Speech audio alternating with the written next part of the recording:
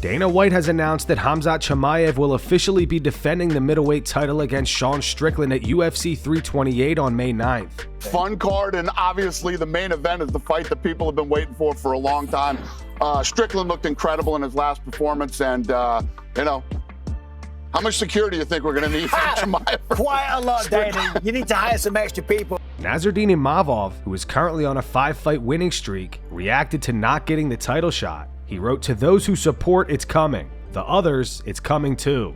UFC 328 also includes Alexander Volkov versus Waldo Cortez Acosta, Sean Brady versus Joaquin Buckley, Jan Blachowicz versus Bogdan Guskov, and King Green versus Jeremy Stevens. Belal Muhammad versus Gabriel Bonfim is set to headline UFC Vegas 118. Song Yadong will face Davison Figueiredo on May 30th in China. Additionally, Zhang Mingyang versus Alonzo Menefield is on that card, along with Sergey Pavlovich versus Taliesin Teixeira. Movsar Evloev is set to face Lerone Murphy in the main event of UFC London. Earlier this week, there were rumors that the fight may not happen because Evloev was having visa issues. Evloev has shut those rumors down. He said, "Don't listen to unreliable sources. Everything is fine with the visa. We're going for the victory." Demetrious Johnson shut down rumors of a fight between him and Muhammad Mokaev. What's going on, boys? It's Mighty. Okay, this right here is absolutely bullshit. I just got done doing a Mighty cast with Joshua Vaughn, and this news came to me from the producer. Guys, my black ass is retired. I'm never coming back to compete ever again. If I do, it'll be for IBJJF, and even then, only train one day a week. And another thing, shame on the promoter. Shame on the promoter who's out there trying to pitch fights to other athletes when they know my black ass is retired. And Muhammad Mokaev, just text me, brother. They lied to you. I just sent you a DM. Get back to me, and we'll, let people know who this asshole is who's spreading lies. Os. Jean Silva teases some fight news. He says he will be the next featherweight champion. Rapaziada, tô louco pra contar as novidades, mas não pode, né, vida? Não, só amanhã. Ou nem vai ser nós que vai falar. Peixe morre pela boca. Eu sou o próximo campeão e vocês vão ter que ver isso. Ah, esteja sempre pronto. On his first live stream since losing the BMF title to Charles Oliveira, Max Holloway joked about the loss. You guys ain't sh**. You ain't sh**. You hear me? Hide in your little house. You p***s. Let them know. Hey, let them know, bro. You let them know, bro. You let them know what they're gonna do. Hold me down for 5 rounds? Come on. Hey, what is the rules of Ramadan? Tell me that. Alright, so you can't eat from sunset to sundown. Okay. Okay, awesome. And you cannot. Okay. Oh, wow. Then eat this fish, brother. Good luck. Oh my God.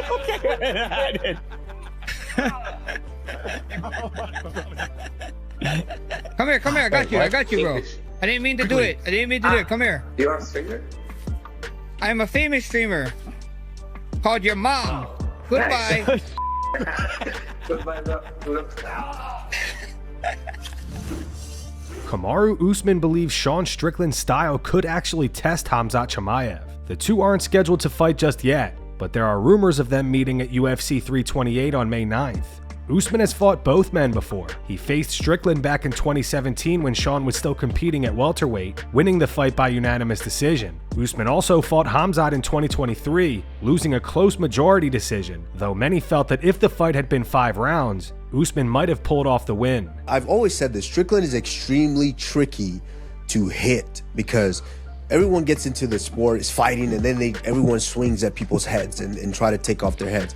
Strickland had this weird style of just kind of relax here and just kind of throws his hands up to kind of block and leans away to where it's very difficult for people to get to his face, to hit him. As you see when he, Pereira, I think it was coming off of like a fake knee, and it was kind of just Pereira has those hooks that you don't really see because his hands are so low. And it just boom, and then a straight right, boom, put him out. If you're not in a situation like that, Strickland is very hard to hit.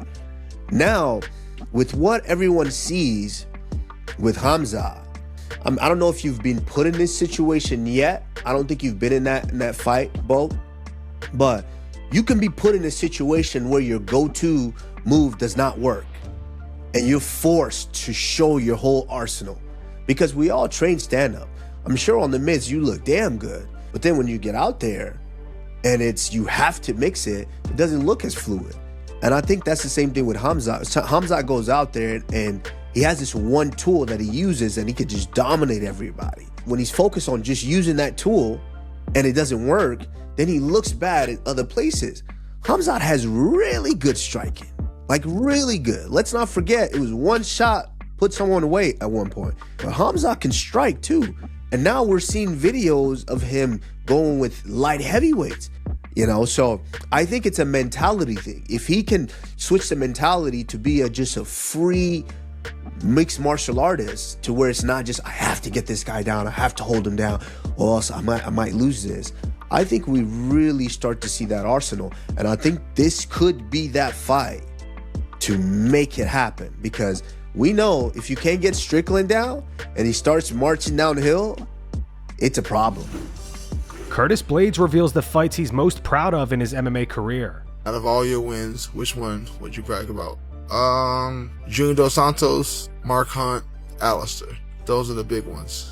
The reason I like to bring those up is because I'm very proud of the work I had to put in at that time of my MMA career to beat those guys. Like when I beat Hunt, I'd only been doing MMA for 6 years. When I beat Junior, it was 7 years. When I beat Alistair, it was 6 years. So these guys, they all had way more experience than me. I beat Hunt with wrestling. I'm not gonna lie. I had to wrestle him. Slugging out with Mark Hunt, it's just not a good idea, regardless of how much experience you have. But Alistair, I beat him. It wasn't just the wrestling. It was the hands. It was footwork. It was fight IQ. It was a lot that it took me to beat Alistair. And the same with Junior. Junior, I wasn't able to take him down. I went 0 for 8 on takedowns. I had to beat him on the feet. And I'm very proud of what I had to do to win those fights. But yeah, the Mark Hunt one, that was all wrestling. But still, I got to beat Mark Hunt, a legend. Like, that's always going to be underneath my resume.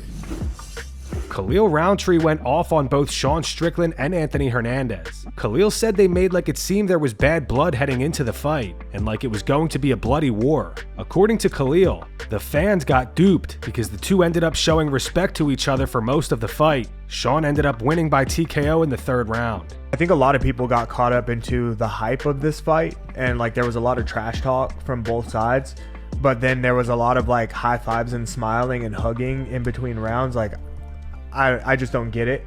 I think that like interesting point. As fans, like we got kind of duped, you know, like this wasn't this like bloody war as if somebody had just disrespected you and your heritage and all this. Do you feel like the press conference was more of a show than true animosity between the two? Based off of what I saw in the actual fight, yeah, the press conference was just show. I think when you get guys that talk a lot, like the fans, we buy into it, right? We're like, oh, and we want to see the fight because there's so much trash talk, and then we see the fight and it's like these guys are not fighting, like there was just a bunch of trash being talked. So yeah, I think it was kind of like we got catfished.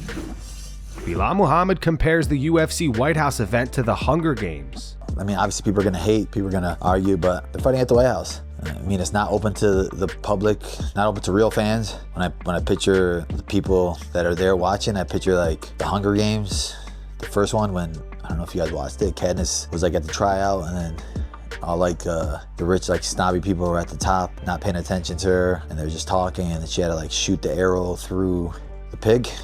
That's what I feel like it's gonna be. They're just gonna be not really paying attention to what's happening in the cage. If they see a little bit of blood, they don't see knockouts, but they're not real fans. So who cares? They get what they get. Colby Covington has gone from saying he's disappointed about not being on the White House card to now being furious about it. Colby claims he hasn't been offered a fight and questioned what he's supposed to do for money because he still has bills to pay. He also accused Hunter Campbell of hating him from the start. In an interview with Submission Radio, Colby said they're trying to ice me out. It's been 15 months and they're fighting in the April, so they're not able to turn around until third quarter, fourth quarter minimum. So it's like, what do you want me to do?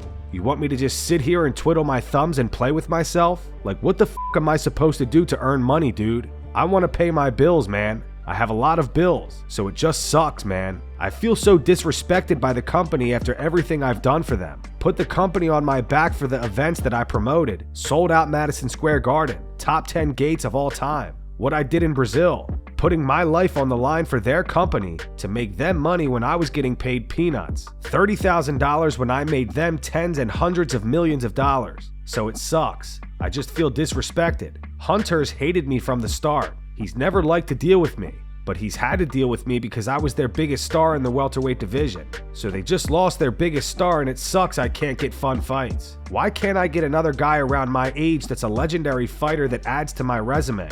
A high-ranking guy? Why against some unestablished nobody? You just want to build this kid out of Canada because you don't have any Canadian stars right now. Now a lot of it makes sense. It's the most frustrating thing in the world, dude. I get stopped 10-20 times a day every day. People are like, when's your next fight? Why aren't you fighting?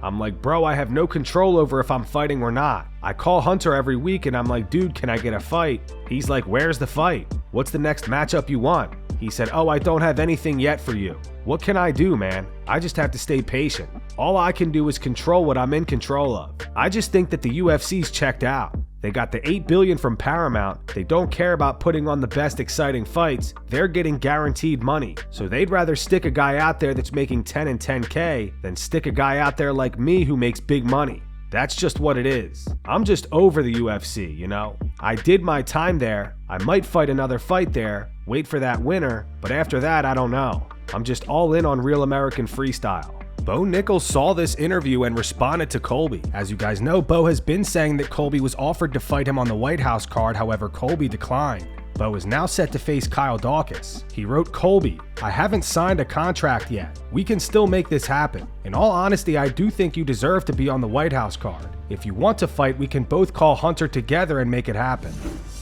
Dana White was not a fan of how the BMF title fight between Charles Oliveira and Max Holloway played out. Yeah, I used to always have a guarantee that there were certain fights you saw that you're like, it's impossible for this not to be good. And then the BMF title happened, last week. But last night, Dana also revealed that tickets for the White House card will be free. The way that the White House is laid out, you got the White House, you got the South Lawn, and then there's a road, and then the Ellipse is a park that's right there. We're going to be ticketing 85,000 people in the Ellipse, and the tickets are free. And we'll announce how we're going to be giving them away soon. But you should plan on going to Washington, D.C. for this event. Arman Tsarukyan says the UFC told him he will face the winner of Ilia Topuria versus Justin Gaethje. On the Jackson podcast, Arman said, we are waiting for Ilia versus Justin, and after that I will fight them. It's not official, but they say like that. Yeah, I am next in line. I can fight with the winner of Oliveira versus Holloway as well, because I don't want to wait too much. If they offer me Oliveira or Holloway, I'll fight them, because I don't want to wait 1 year for the fight. And that's going to wrap it up for the news. Thanks for watching. For daily MMA news and content, subscribe to Full Mount MMA, and click the bell icon to be notified when we post videos. Here are the 3 top comments from last video. The first one's in reference to Cain Velasquez's first statement since being released from prison. It's from Savage Entertainment the GOAT. It says, you're welcome, Cain. Good to see you out, brother. The second one's from The Eagle Has Landed. It says, you chickened out of fighting me, Islam, you coward. Dash Malki Kawa. No, you chickened out of fighting me, you coward, Ilya. Dash Ali Abdelaziz. Dana White, I lied to both of you, and I hate Arman. And the final one's from Smoke Rising. It's in reference to the upcoming exhibition bout between Mike Tyson and Floyd Mayweather. It says, why would anyone pay to watch Tyson versus anyone in 2026 is beyond me, especially after that ridiculous Paul spar. Those were the 3 top comments from last video. If you want to be featured in the next one, all you have to do is comment down below. And if you missed yesterday's news, click the video on screen right now to get caught up.